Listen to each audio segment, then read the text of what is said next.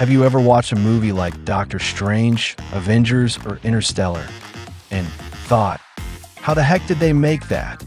Smoke swirling perfectly, buildings collapsing, oceans flooding cities.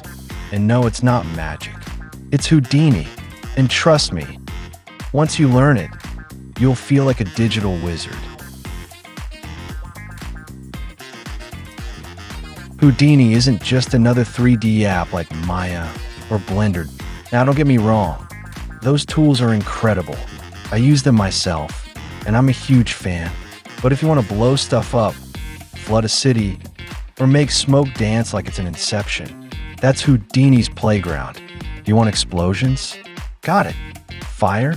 Absolutely. Tornadoes? Sure. Make it purple if you want. A procedural zombie army that morphs in a fog and then explodes into butterflies? Yeah, doable. But here's the thing.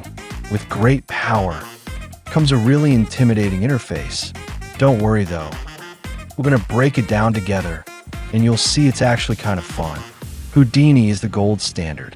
Studios rely on it for procedural workflows, which means instead of manually redoing things, you build smart systems that update automatically.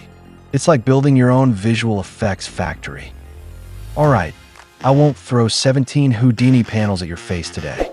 We'll break down the interface in the next video. So hit subscribe, and I'll see you there when the real madness starts.